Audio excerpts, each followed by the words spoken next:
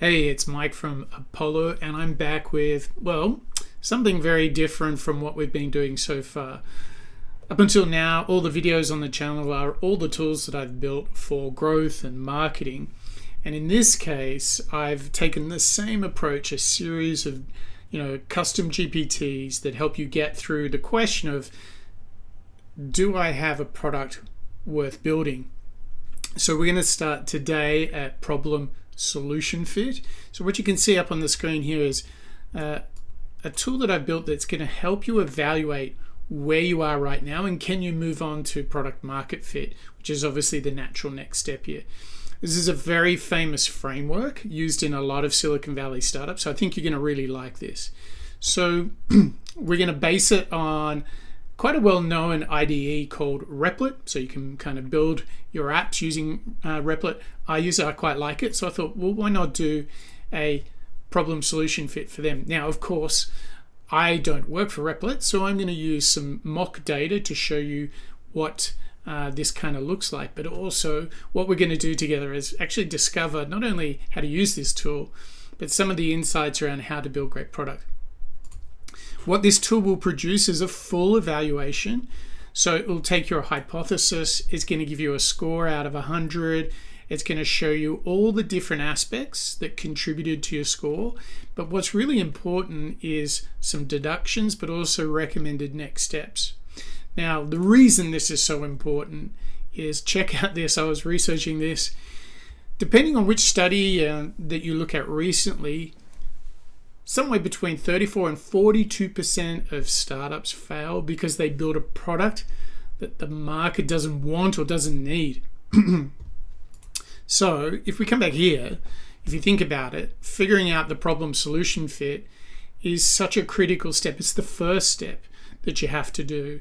It's the first thing to verify, should I go out and deploy all this capital and effort and resources? Is there something worth building here? So let's go through this and actually let's figure out what it takes to do something like this. So we're going to base it on a company called Replit, as I mentioned. And the first thing you have to do here is quickly identify the company, but then throw in your product hypothesis. Now, this is really important because your product hypothesis is going to frame for whom you're building, the problem, how you're solving it. So I really encourage you to get in there and work with these details and draft this up. This is, I've pre-prepared this content so you can see what I'm actually doing really, really quickly. But this is really key. So you get your hypothesis going and we're off to the races. Okay, so the next question is, how many direct user interviews have you personally conducted? So let's just say we've conducted 18, which is a pretty good score. And what I really want to show you here is a little bit what a pretty good result is going to look like. So we've done 18 user interviews, really good start.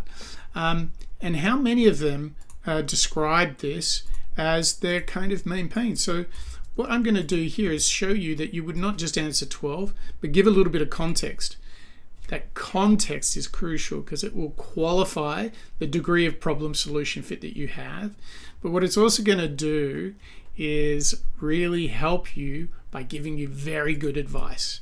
Okay, so let's now have a look on the current workaround. Any kind of thinking around how people do things at the moment before your solution comes, very good framing, because I think in the end you want to be 10 times better than what they do today.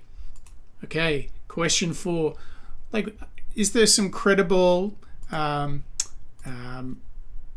of secondary source material? Now, this could be really important. You could mention different surveys, research, and so forth. We're just going to say none now. So I'm deliberately not trying to get 100 out of 100.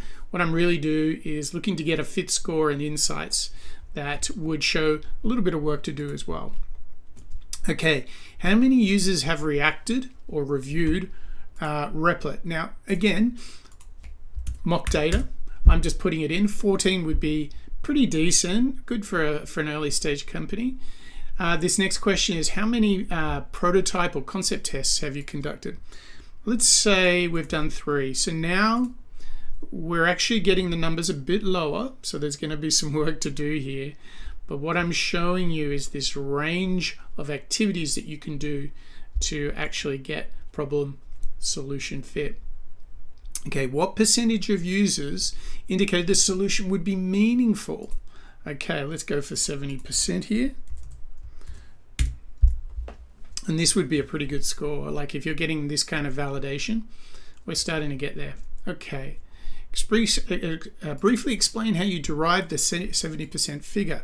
So what's really cool about this is it's really forcing you to go second level in your thinking to really explain how you got to your results.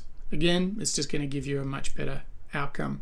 Okay, has any users indicated willingness to pay? Yes. Let's give a little bit of an explanation on this one.